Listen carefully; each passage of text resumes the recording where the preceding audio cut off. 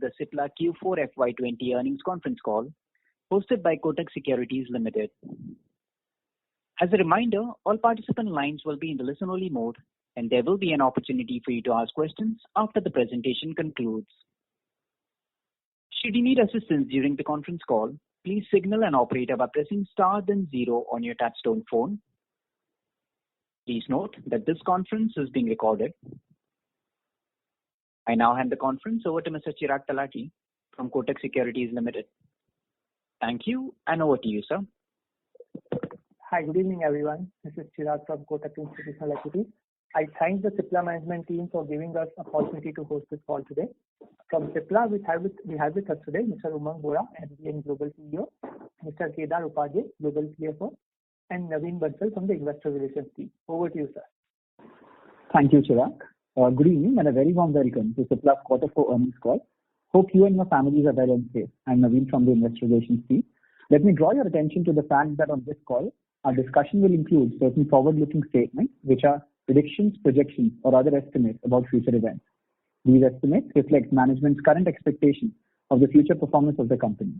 Please note that these estimates involve several risks and uncertainties, that including the impact of COVID-19, that could cause our actual results to differ materially from what is expressed or implied. Cipla does not undertake any obligation to publicly update any forward-looking statement, whether as a result of new confirmation, future events, or otherwise. With that, I would like to request Kedar to take over. Kedar, just one request. We are still getting some messages that people are still dialing in. Maybe we will start and Sure. maybe people will join. Sure. So thank you, Naveen. Good evening to all of you. I hope that all of you and your families are safe and well. We appreciate you joining us today for our Q4 earnings call for fiscal 2020. I hope you have received the investor deck that we have posted on the website. Globally and as a country, we are going through a health crisis of unprecedented proportions, raising a lot of uncertainties about our operations. Before sharing commentary on the numbers for the quarter, I would like to talk about how we are managing our operations through the pandemic. I'm pleased to report that our teams across operations, including manufacturing, supply chain, R&D, and marketing, have demonstrated strong resilience on the back of robust business continuity plans. We did experience some logistics and dispatch challenges towards the end of March, but the situation has significantly stabilized now as we speak. For long-term pandemic preparedness, we are proactively de-risking the business with increase in inventory holdings for critical APIs, intermediates, and KSMs, and adequate levels of finished goods. Our manufacturing facilities are operating at healthy levels with a bit of differing attendance at plants in various parts of the country. We have also temporarily reduced production for some of our low-margin, non-critical products to release manufacturing bandwidth for more critical products. On our product approvals, as we speak, we don't anticipate any major delays in approvals, but we continue to monitor the same and will provide updates as and when appropriate. In the coming quarters, we will continue to focus on cost optimization and strong cash generation. This FY20 profit after tax is the historically highest profit after tax for Cipla. And before you make any year-on-year comparisons, you should note that in the previous year, we have the contribution of Cinacalcet, which is not there in the current year at that level. Coming to the quarter, there are certain items which have impacted our quarterly numbers. These are as follows. Towards the end of the quarter, because of the lockdown announcement and related logistics and dispatch challenges, our sales were impacted by almost 200 crores. Most of these sales pertain to our India prescription and emerging market geographies, which are very high margin. While this will be recovered in Q1, this has impacted the EBITDA for the quarter by about 200 basis points. Included in the EBITDA is a sizable cost for Goa remediation, wherein work was fast-tracked and majority of the costs are now already booked, and hence we believe the subsequent quarters will not have any major P&L charge. For the quarter, overall income from operations stands at rupees 4,376 crores, recording a YOY growth of 7%.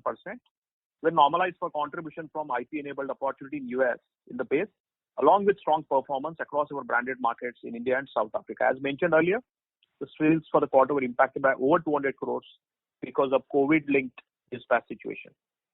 Gross margin after material cost stood at 61.4% for the quarter on a reported basis. Total expenses, which include employee costs and other expenses, stood at rupees 2,054 crores, increased by 4% on a sequential basis. Employee costs for the quarter stood at rupees 764 crores, increasing by 2% versus last quarter.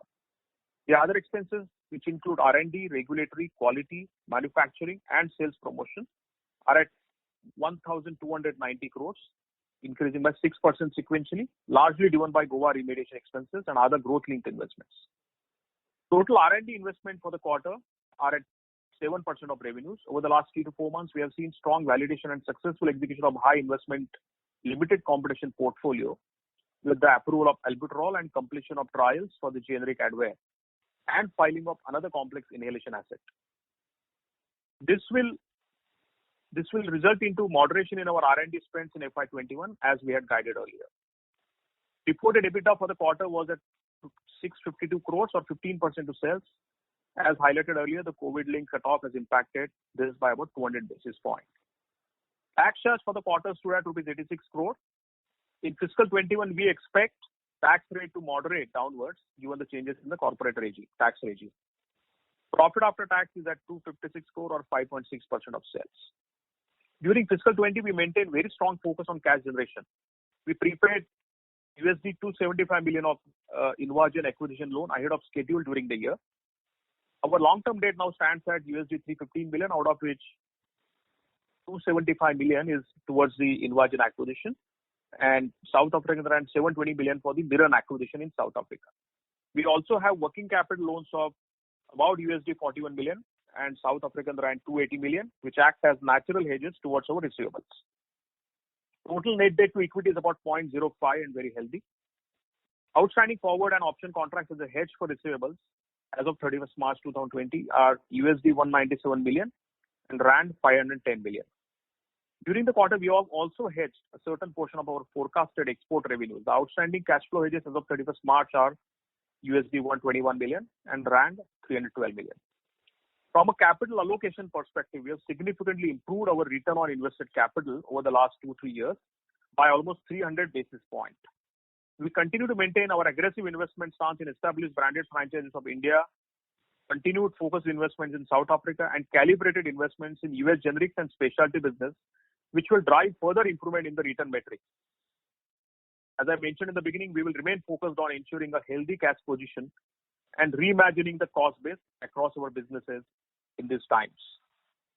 I would now like to request Umang to present the business and operational performance.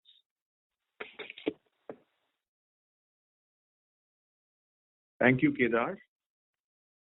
Before moving to the business updates, I would like to start with some thoughts on the COVID-19 pandemic and Cipla's response. In the wake of the unabated spread of the COVID-19 pandemic, Cipla has stood strong by India as the country's oldest pharmaceutical institution. I would like to express my sincere gratitude to healthcare workers on the front line as well as our employees who have been working relentlessly to deliver on our promise of caring for life. In order to ensure business continuity, we have set up a global task force with a robust contingency plan to safeguard the well-being of our employees stationed at our facilities, depots, and other offices, so as to ensure uninterrupted supply of medication, support, and care to the patients. We also launched a spate of relief efforts for advanced testing to safeguard healthcare providers and supplied communities with medicines, essential hygiene items, and food. It also contributed to the government's PM Care Fund. We're pleased to partner with Gilead for remdesivir. Our partnership with Gilead represents our unwavering commitment to providing patients with access to life-saving treatments and is a significant step towards saving millions of lives impacted by the pandemic. With that, let me come to the strategy updates and operational performance for the quarter. I'll briefly talk about our outlook at this stage for FY21 thereafter. Last quarter, in India, we had announced our One India strategy, which brings together the might of our three businesses. I would like to share some more updates on the same. We are working on some areas to integrate the three businesses, which are the prescription business, the generic business, and our consumer wellness business, that have converged under the overall One India umbrella. We are transferring select brands which have high consumerization potential from trade generics to our consumer business. Some examples include the Prolite, Maxirich, and an entire new range of Mama Expert. We also launched Stick Hand Sanitizer under the hygiene category to cater to an emerging consumer need during the early stages of the pandemic. We've also recently launched an Omnigel consumer campaign where Omnigel, which is a generic product, is benefiting from the inputs provided by the consumer team in trying to create a new market segment for Omnigel. We're in the process of creating a channel task force to deepen channel engagement, investing in strategic partnership and smart analytics through our entire portfolio and range.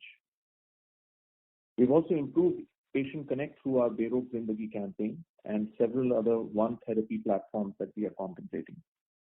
Coming to the business performance, India RX business delivered its third consecutive quarter of market-beating double-digit growth. Chronic therapies ranked number 2, driving a significant share of our growth and grew by 12% for IQVIA MAC March 20th, broadly in line with the market growth. Cipla continued to maintain its leadership position across respiratory and urology, while maintaining a third position in anti-infectives and a fourth in cardiology. As mentioned by Kedar, the trade generic business continues to drive strong momentum with strong consecutive growth quarter post-stabilization of the model change we've implemented in quarter 1. To further support our domestic business and allocate capital to the India market, Cipla acquired the 4 umbrella brands in the nutraceutical segment from Wanbury Limited to further strengthen the 4-decade-long presence they've had in the women's health category. Value accretive investments like those as well for Aloris, which is an anti-infective critical care asset, and Vizol, which is the DPP-4 inhibitor that we had bought from Novartis, are likely to reinforce Cipla's strong play in key domestic therapeutic segments. In the US generic segment, we optimized the IP-led opportunity in fiscal year 20 and scaled our US business significantly. The US business delivered a revenue of $118 million in the quarter, as revenues from the IP-enabled opportunity have normalized and we have taken certain shelf stock adjustments. We also launched esomeprazole oral suspension during the quarter with a first-to-file status on the 10 milligram strength. From a launch outlook perspective, the limited competition unlocking has already started with the launch of esomeprazole and generic albuterol MDI. Over the rest of the quarter and next, we expect to launch 1 limited competition asset each amongst the other launches planned in a normal basis. In South Africa and our emerging markets business, the South Africa business delivered strong numbers, growing 10% local currency terms during the quarter. Cipla ranks as the third largest pharmaceutical corporation within the South Africa private market by both volume and value. We are also pleased to share that Cipla emerged to be the largest player in the addressable OTC market and the third largest player in the ARV market in the private side. Other businesses like the Sub-Saharan African business were impacted by certain receivables-related challenges, while the CGA business remained flat for the quarter. Our European operations continued their strong in-market performance and grew 14% on a full-year basis in US dollar terms. The emerging market business was flat for the quarter on COVID-19 related logistical challenges impacting sales, which we hope to recover in quarter 1. In the US specialty segment, in line with our previously announced strategy of partnering out our CNS assets, we have successfully completed the sub-licensing of our NC CNS asset to a partner for further development. We are also actively exploring partners for the CNS assets, for other CNS assets like the tizanidine patch. This strategic de-risking deal has enabled cost recovery, significantly reduced our future R&D payouts, while retaining some future upside benefits on successful filings and commercialization. I'd like to talk a little about lung leadership, where over the past few years, we have invested significantly in lung leadership across our markets. In the US business, we have been creating a sustainable pipeline that offers strong medium to long-term visibility on revenue and profitability. As you know, Cipla has been a leader in the inhalation therapy, and the milestones achieved in the last 2 months are a testament to the strong R&D capabilities in the space. This also marks the successful execution of high investment, limited competition pipeline, particularly in the lung leadership and the inhalation space, and hence the R&D investments will see moderation to that extent in the coming year. The recent US FDA approval for generic albuterol MDI and the successful completion of the phase 3 clinical study of generic Advair Diskus reiterates the commitment of strengthening our regulated respiratory franchise. We would also like to share that we have filed another complex inhalation asset recently in the US, and another partnered asset is in late-stage clinical trials. I'm also delighted to share that according to the latest IQVIA numbers, Cipla is ranked number 2 as the largest seller globally for both DPI and MDI devices, with more than 120 million units sold globally. As we aspire to become the lung leaders in the world, we are positioning our global respiratory efforts under the Breathe Think Cipla branding. The positioning will bring together an internal task force geared to ensure that we achieve our goal of becoming a global lung leader across our focus markets. I'd like to turn to the regulatory section of the analyst call today. On the regulatory front, we are working with the US FDA to comprehensively address the Goa observations. Our last update was submitted to the agency in April end. Over the last 15 months, FDA inspections covered most of our facilities outside Goa, where we have already received the EIR for all of them.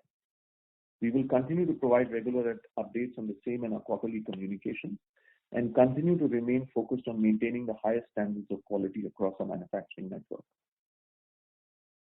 Turning now to our outlook. We understand the COVID-19 situation is dynamic, but the underlying fundamentals of our business remain extremely strong. While we see some near-term opportunities, positive trends across our back-end operations and front-end logistics, we are approaching the coming 1 or 2 quarters cautiously as clearer demand patterns emerge from our market. In spite of the uncertainty, our business teams have actively reimagined their operating models, which include aspects such as creating a digital roadmap for the future, optimizing overall resourcing across businesses, speed and agility, and making informed choices in areas which matter the most. Managing supply across all key markets is a key priority for us. We have robust plans in place for manufacturing, supply chain, R&D, and marketing with a focus on cost optimization and cash management. We are proactively working on ensuring adequate inventory levels for critical raw material and finished goods in the channel. We will scale our India business across the 3 businesses on the back of the One India strategy to drive the quality of revenue growth and health metrics. In South Africa, we will continue to maintain leadership positions across both the private and OTC market. And our US generics business shall continue to build upon our respiratory franchise and solidify our position as lung leaders globally. We are looking at a healthy launch pipeline for the year and have already seen traction in the last 2 months with the launch of albuterol and esomeprazole oral suspension. We will also hope to focus on and resolve the regulatory issue at our Goa plant. With this, I come to the end of our message. I would like to thank you for your attention and we request the moderator to open the session for Q&A. I would like to wish all of you good health in the months ahead. Thank you very much. We will now begin the question and answer session. Anyone who wishes to ask a question may press star and 1 on their touchtone telephone. If you wish to remove yourself from the question queue, you may press star and 2. Participants are requested to use handsets while asking a question. Ladies and gentlemen, we will wait for a moment while the question queue assembles. Also, a reminder to the participants, while asking a question, please address the question by the name or to whom they want to ask the question from.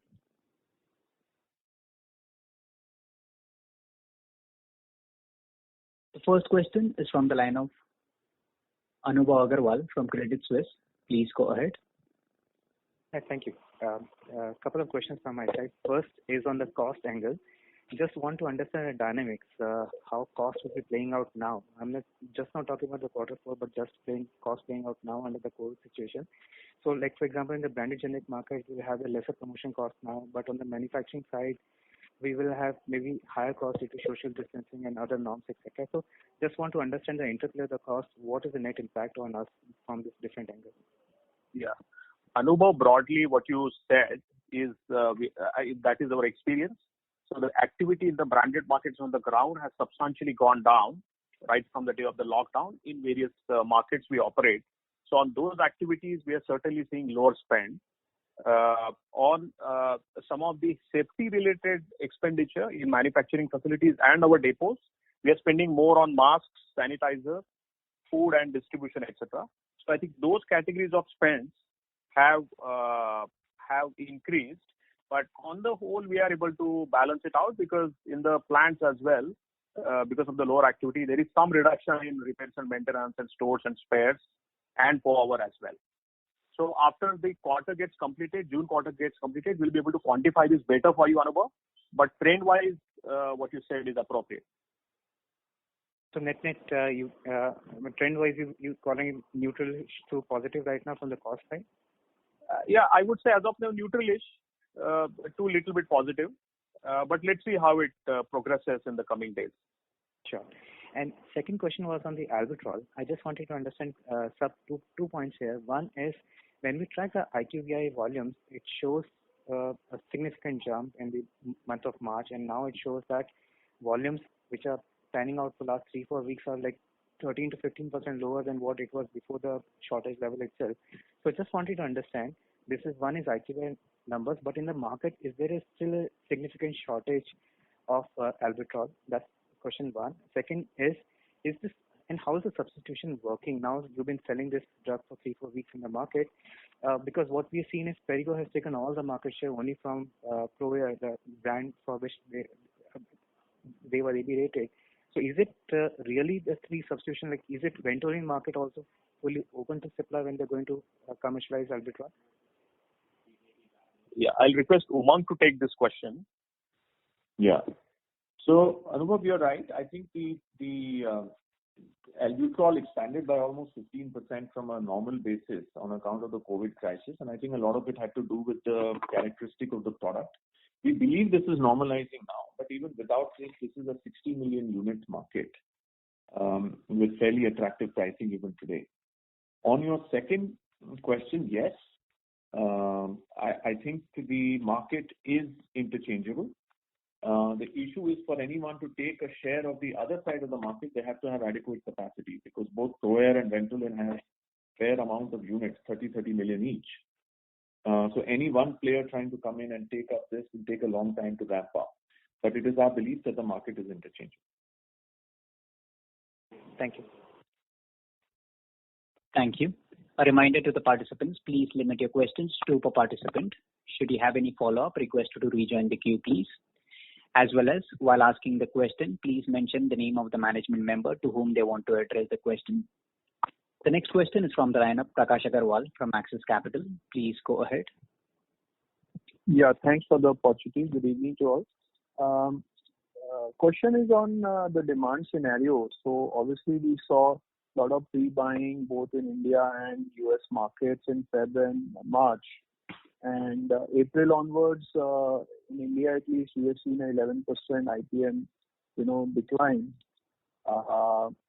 So how do we see the year panning out? I mean, we have clearly, have the ambition to outperform the IPM, but what is our view on the IPM growth? Could it be like plus minus 5%, or you think it will be positive 5 to 10%?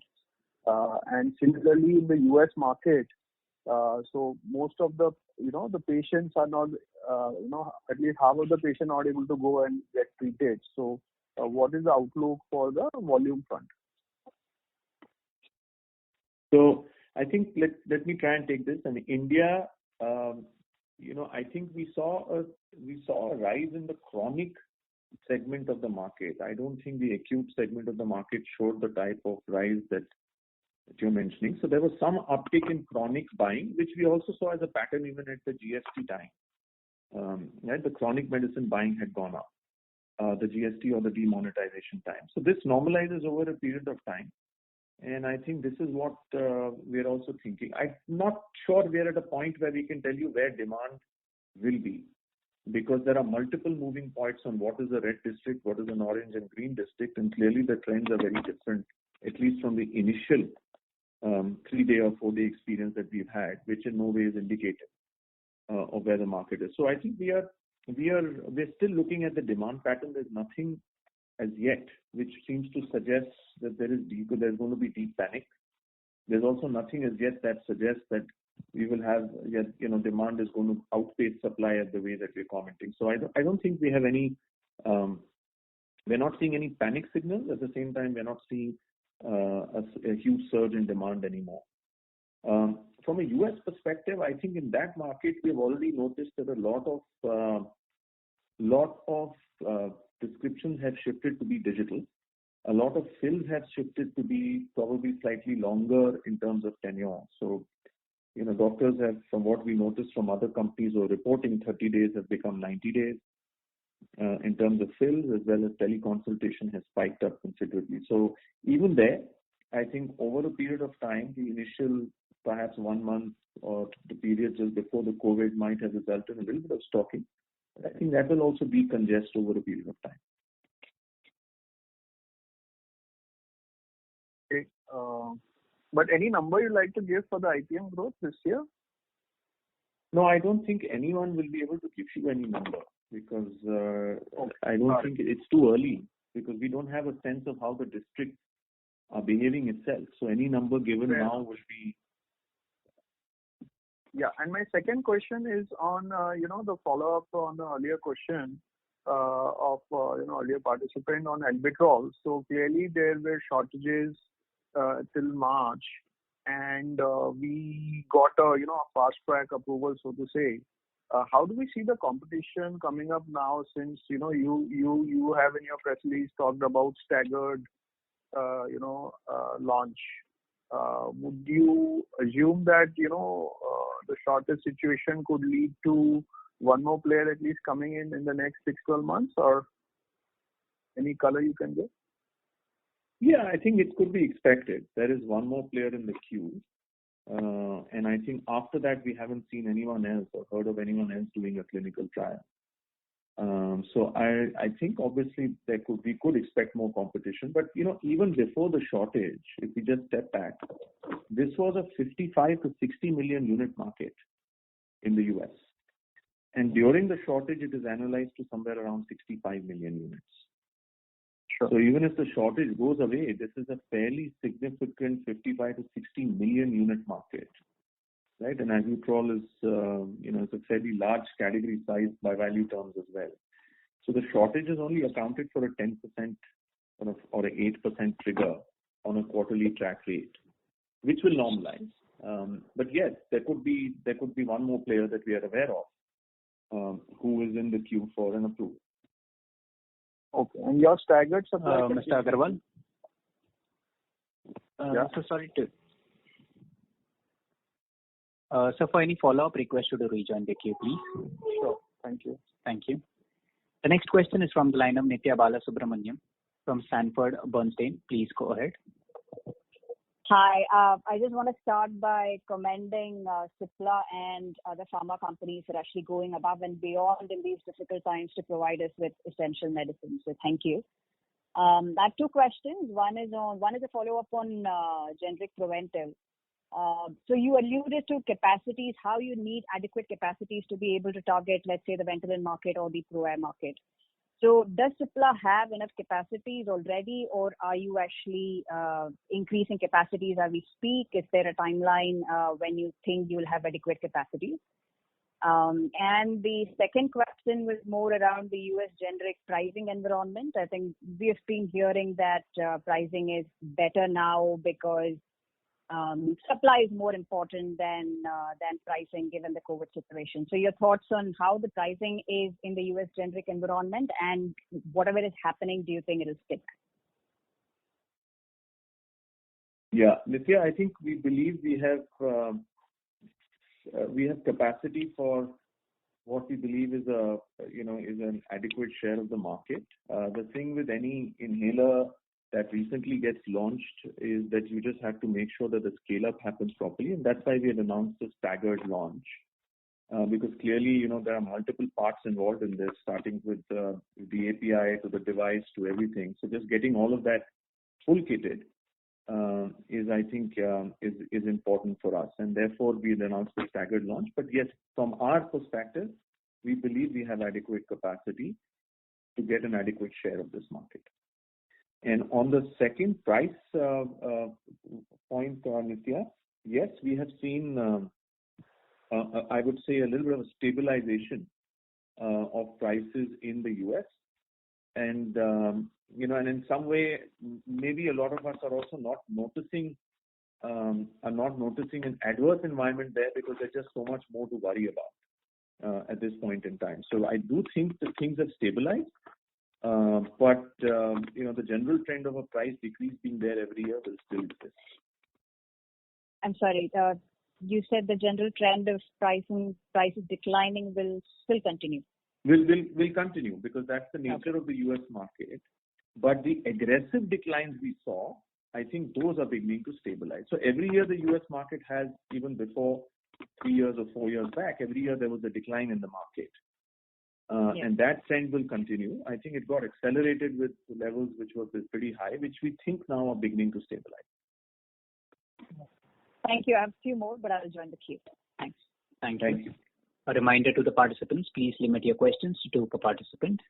The next question is from the line of Vishal Bararia from Aviva Insurance. Please go ahead. Hi, Umang. Umang, does COVID-19 lead to any changes in the business strategy that you had communicated earlier this year?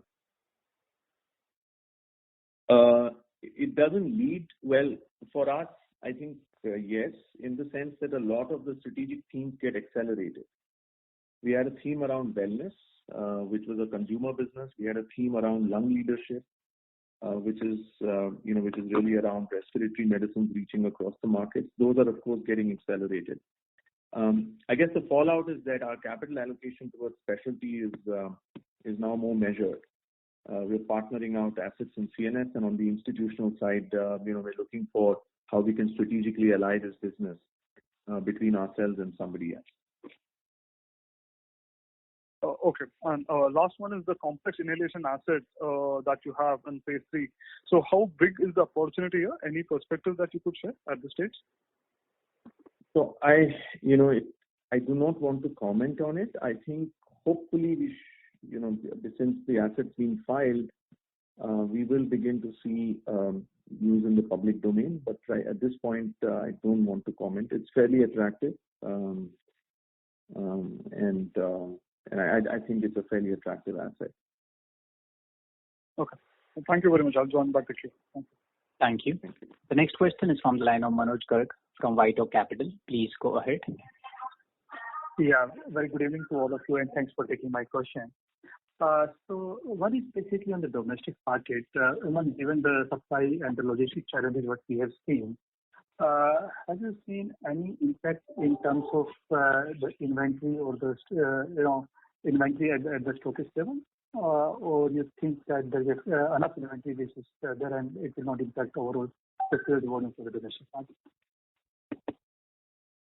So by and large, Manoj, my feeling is that there is enough inventory in the stockist channel, and I think there was a period in the last week of March where this inventory really ran down, and not because. So I think that was one. Second, I think most of this inventory in April kind of recovered. So I don't believe that the stockist channel doesn't have inventory. I think the stockist channel has a fair amount of inventory. The issue is really around the red districts, where a lot of stockists may still be shut, and who are beginning to now reopen. Initially, everybody was shut for 2 weeks or 3 weeks, and now they're all beginning to reopen. So I think there is adequate inventory in the market. Sure. And this question is for Kedar. Kedar, if you look at despite year on year, we have almost 4-5% kind of growth. But when you look at purchase of stocks in trade, that has almost gone up by 30-35%. Would you like to highlight anything specific out there? Yeah, see, our purchased finished goods, Manoj, are for generics business and about 30-40% of the prescription business. And over the last few months, we have shifted some of the other market supplies as well to contract manufacturers. So depending upon the mix, it has gone up. There's nothing unusual there. I think we operate our inventories with respect to the norms that have been defined. So I don't see anything unusual with respect to this increase. Sure. So I have some more questions, but I will be with you and come back later. Thank you. Thank you. The next question is from the line of Sameer Baisiwala from Morgan Stanley. Please go ahead. Thanks and good evening, everyone. Just 2 questions on COVID. what is your current capacity utilization? Are the manufacturing operations by and large on track?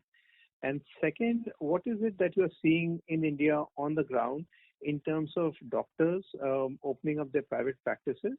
Are the prescription generation happening? Also given that hospitals are not having any outpatients, and also what about the feet on the ground for you with the medical reps? Are they visiting doctors? Any color on this?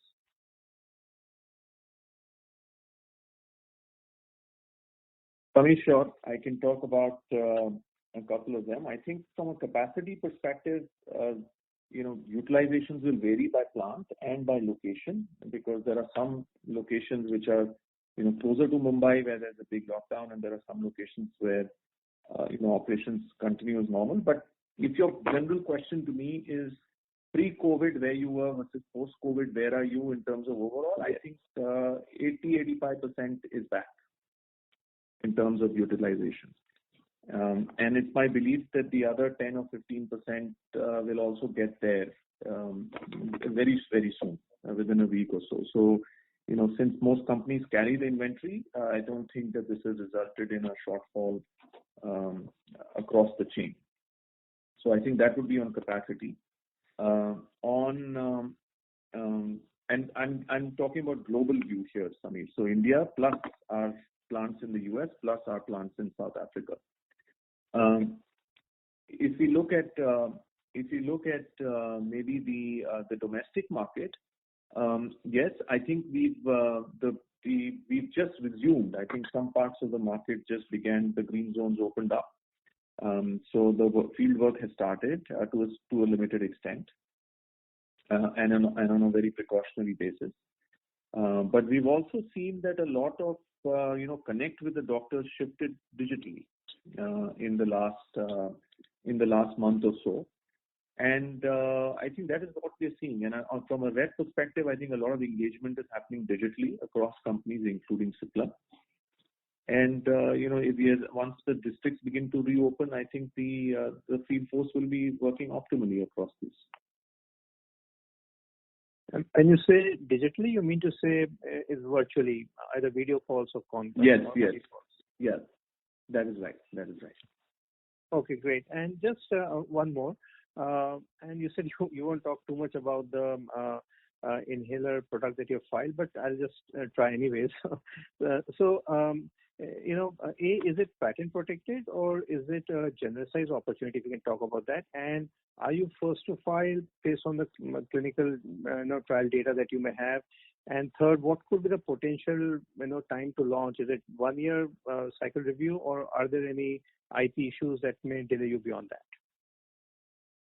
Sameer, there is an IP situation on the product, and I think that this will therefore go through the regular period of review. I don't think it's a 1 year review in any case for any recipe product. So it won't be unusual to expect the same 24 to 30 month clock period on this. Okay, great. Yeah.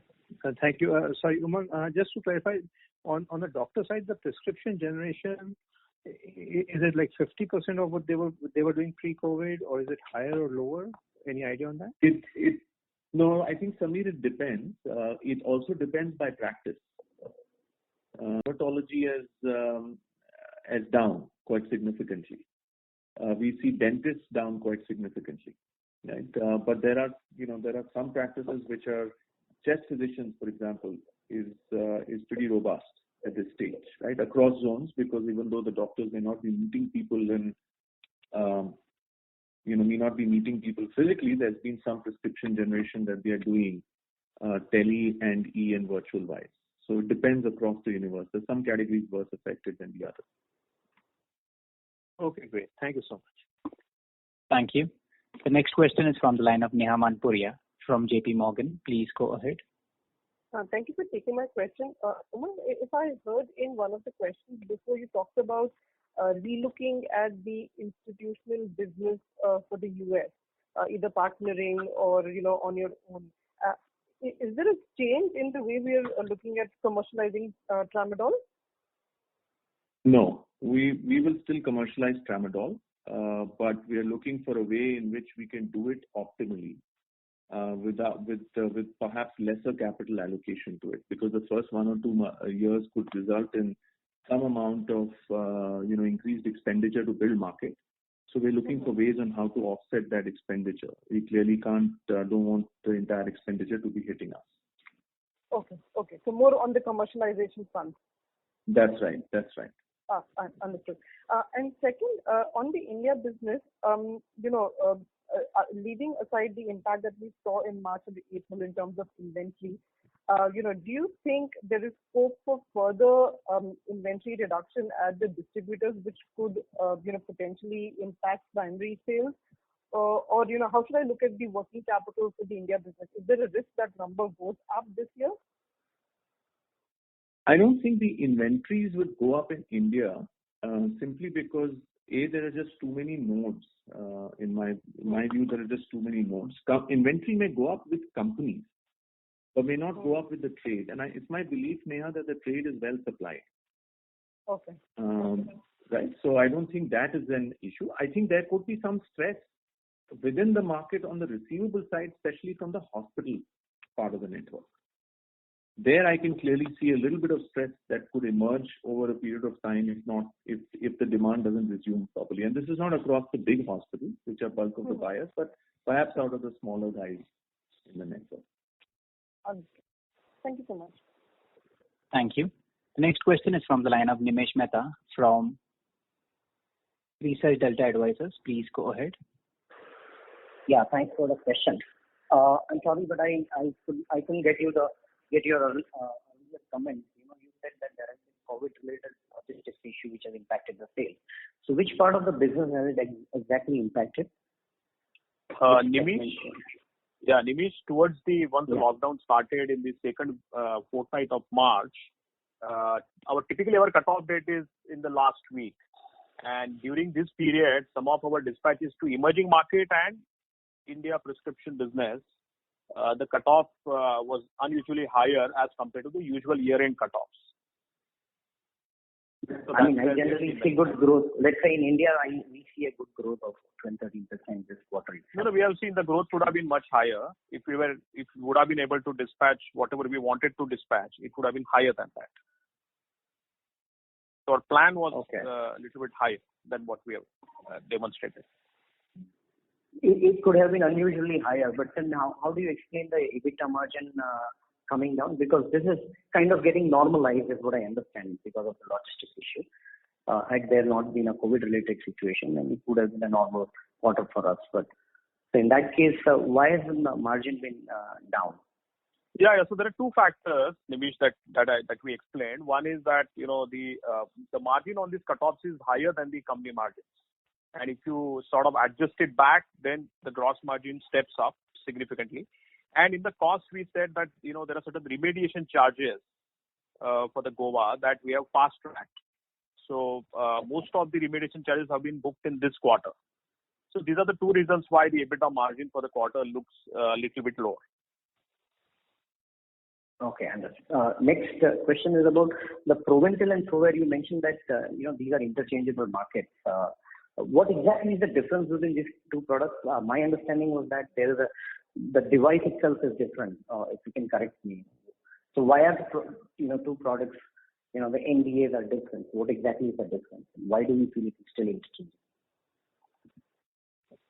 So the products itself are different. They're all albuterol, but they are packaged differently. The devices are different. And I think that's the reason that the three brands on the market.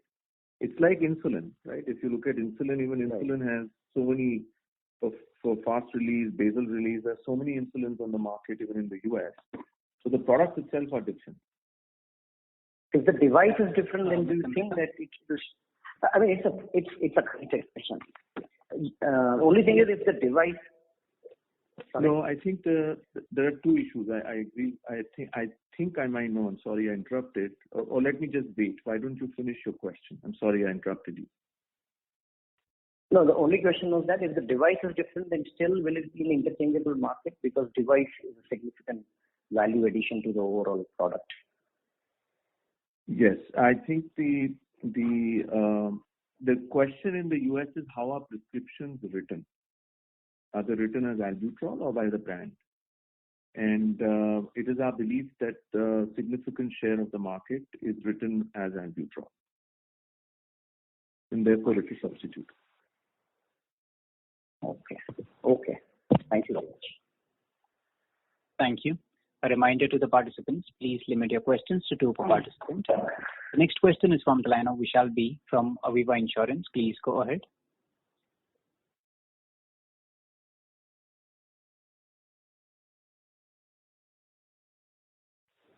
Hello. Mr. Vishal, your line is in talk mode. Kindly go ahead with the question. Sir, on the OTC business in India, we were planning to introduce many more products. So could you give some perspective? Are these the products? Are these new products, or these are products that you plan to advance from the generics, trade generics to OTC as was the strategy?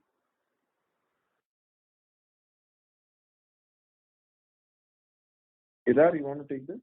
Yeah. So Vishal, I mean, there are 2 sets of products. There are certain products which will be newly introduced by the consumer business, and we have 2-3 areas in which we operate for the consumer business.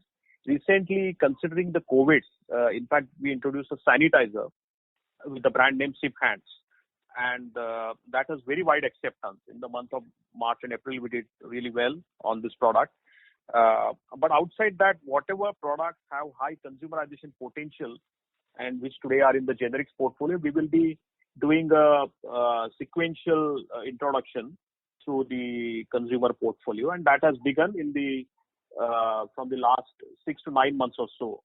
And the pickup in volumes, a little bit of bump up in prices, and the appeal has gone up. We also track some of the metrics that we track for consumer products, and they look fairly good. So this is the early response on this, Vishal. We will be sharing additional details as this shapes up in the coming months and quarters. Thank you very much. Thank you. The next question is from the line of Nikhil Upadhyay from Securities Investment Management. Please go ahead. Yeah, hi, good evening, and thanks for the opportunity. Sir, I have 2 questions. One is, if we look at so now we've repaid a huge amount of debt, and as you said that we would be looking at generating more cash and looking at creating more cash revenues in a stronger way. So how do you think about deployment of this cash over the next 3 to 5 years? And parallelly, there is this enabling resolution which we have also asked for. So how should we understand our ROC journey over the next 3-4 years, because cash accretion will remain strong for us? Nikhil, good question. So this enabling resolution is just a carry forward of what we have been taking from the board and shareholders for the last 3 years, and that it just means to arm us in case there is a large opportunity. So that's about that resolution. As far as the cash generation is concerned, see, we have this second installment of IV tramadol opportunity in the US to be repaid, and there is still some long-term loan on the balance sheet. And there are opportunities to deploy in the business, both for our branded business and organic capex. We keep looking at our capital allocation and deployment strategy very carefully, and we'll go by that, Nikhil. We do expect, I think what we have been doing is that both in the fixed capital and working capital, the optimization efforts have been very significant, and we'll keep looking at opportunities there in the coming quarters. And yes, I mean, every year we have increased ROIC by more than 100-150 basis points for the last 3 years, and that journey will continue. You should expect us to have higher ROC in the coming years. So, is there a targeted ROC that we plan to achieve in next 3 to 5 years, which you can share with the shareholders, that probably this is where we want to bring our business, because we are getting complex products with the better margin profile, and the investment has already been happening. So as a takeaway, what should be our idea that 3 to 5 years where the company plans to reach?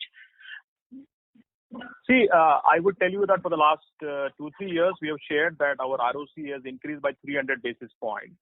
And that's the historical record. Now, I'm looking for the next 3 to 5 years. I think directionally the journey is going to enhance the ROC. I wouldn't like to quantify now because there are various investments which might be on the way.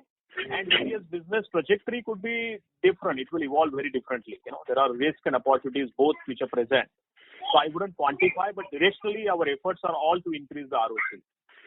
And just one bookkeeping question. So last Q2 and Q3, our US-based business, we were mentioning that 130, 135 should be the stable state revenue profile for us.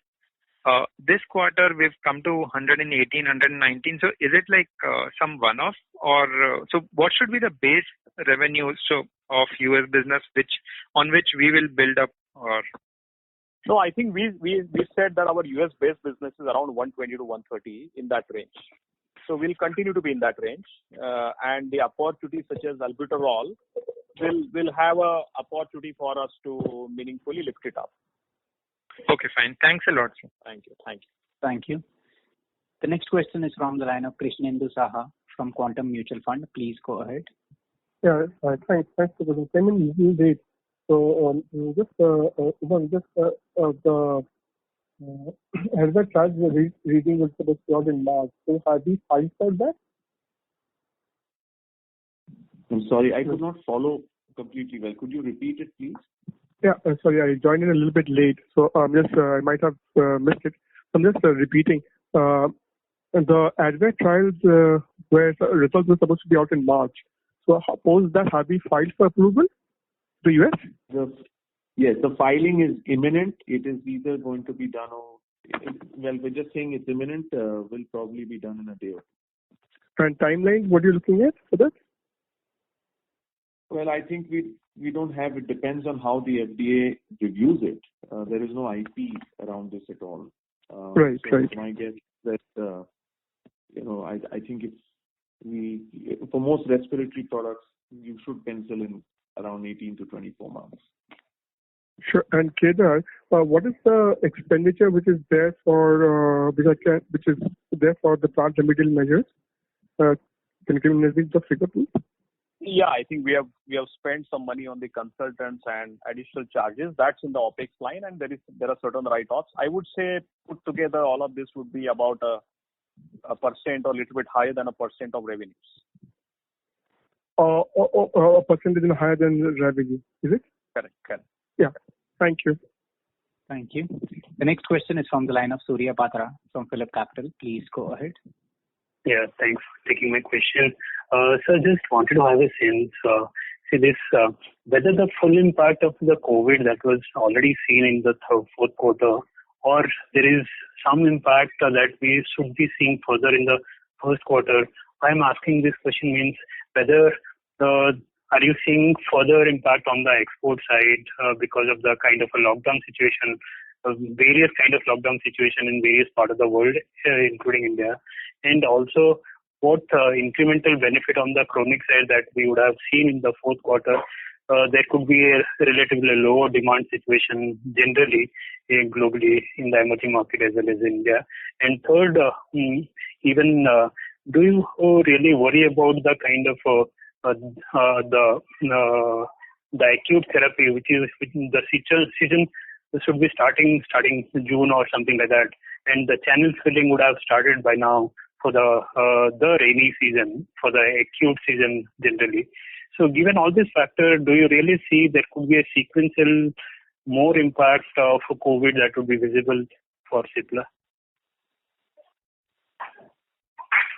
Kedar, you can take it. Yeah. So, we would avoid giving any forward guidance on, financials.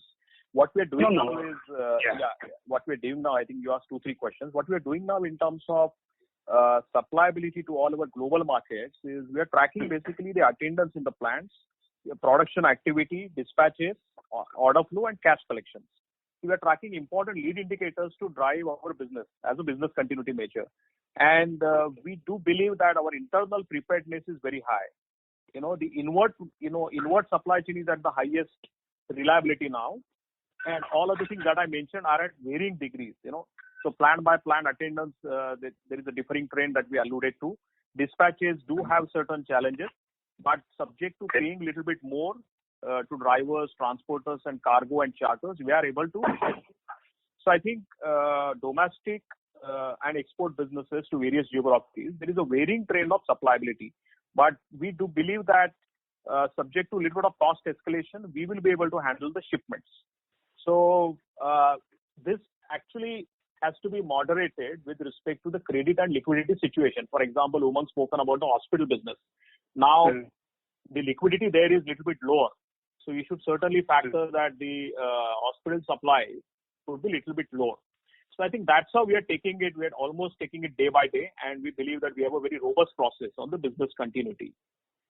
Coming back to your next questions on the acute, we would like to watch the situation in the coming weeks, because the season is all subject to, the hygiene and the weather and everything. And, as of now, it appears that it may not be at its peak. Not that the demand will collapse totally, but the season may not be at its peak. So we have to watch it week by week now. Okay. The second question on the cost optimization thing, what you have mentioned. In fact, we have been there in the cost containing kind of mode since some time, and we have certainly seen a kind of improvement in the earning efficiency over last couple of year period. But I think in the recent period, by whatever one-off impact or something like that, despite having one-off positives, we are stuck somewhere in the margin in terms of margins. So do we see that, we should really be kind of expanding here on? And if you can quantify also this Goa remediation cost that you mentioned, how much that should be? Something directionally on the margin front. Yeah. So as I said, both the profit margin and the ROC, directionally management's target remains to expand. As I said, for the last 2-3 years, we have expanded by 300 basis points, which is very meaningful at our scale. And in the coming days also, that's going to be our target. These one-offs that you referred are a part of the pharma business. Once a while, some inventories that you had built it as a forward cover. I think once a while, it will go for expiry. Nothing to defend the inefficiencies. We will work on it. But I think directionally, you should assume that the journey of margin expansion and return expansion will continue. And I think you asked the question on the Goa remediation between the OPEX line and between the material cost line. I think you should take about a percentage or so of revenue as the cost incurred in this quarter. Okay, fine. Thank you, Kedar. Thanks a lot. Thank you. Thank you. The next question is from the line of Kunal Dhamesha from Systematics. Please go ahead. Thanks for taking my question. So the first question relates to the remdesivir opportunity in terms of how much supply we can do, if we can throw some light. And another is on the Actemra. So I think we have in-licensing with Roche. So what is the agreement characteristics in terms of do we get the profit share, and are we also able to manufacture it or not? Some light on that. Thank you. So Actemra, maybe I can take the comment on tocilizumab. So tocilizumab, yes, we buy it from our partner.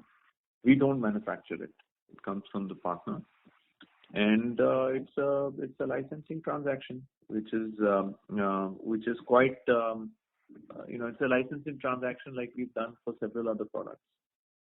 So we don't have a profit share or anything with that. And your first question was on which product? Sorry, I missed it. Remdesivir. What could be our potential capacity? Yes. So remdesivir, it is still early days. I think right now, the licensing agreement is signed. I think all the companies are working with Gilead on a war footing basis to manufacture the product in the facilities in India.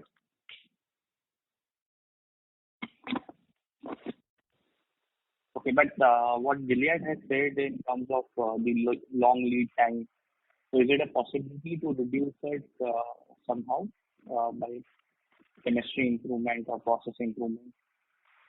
Yeah, I think we are all trying hard to get this to the market as soon as possible. And of course, everything will be backed by data in terms of how each of these molecules does, whether it's tocilizumab or remdesivir. But yeah, there is effort on to bring it to market as soon as we can. Okay. Thank you. Thank you. The next question is from the line of Pratik from Nomura. Please go ahead. Thank you, sir, for taking my question. So I just have one small question that we see that the depreciation charge for this quarter is on the higher side. It's 346 crore versus last year it was 278 crores for the same quarter. So can you please explain why is this on the higher side? Yeah, Pratik, usually in the March quarter, we do examine our carrying values for recoverability. And wherever we feel they are not adequate, we have to impair them. There is a marginal charge that we have booked this quarter. Okay, but so you said this is specifically for March quarter, right? So last year in March, again the depreciation, okay, it was high. Yeah. So I think that is one factor. Plus, as you are aware, I mean, this year onwards, the Ind AS 1116, which is the lease accounting, has got triggered in. So I think the earlier rental charges which were booked in the OPEX line are part of the depreciation and amortization line, So there's been these two factors which are accounting for the increase. So quarter-on-quarter increase is mostly due to impairment because Ind AS 116 was even last quarter, right? Yeah. If you're doing a YOY comparison, then these will be applicable. But for sequential, you are right, that will be only due to impairment. Okay. Thank you. Thank you. Ladies and gentlemen, due to time constraint, that was the last question. I now hand the conference over to the management for closing comments. Thank you everyone for joining us on the call today. In case you have any follow-on questions, please feel free to reach out to me or you can write to us at investor.relations@cipla.com. So thank you again for joining us on the call today. Stay safe and have a very good evening. Thank you. Thank you. Ladies and gentlemen, on behalf of Kotak Securities Limited, that concludes this conference. Thank you all for joining us, and you may now disconnect your lines. Playback is complete.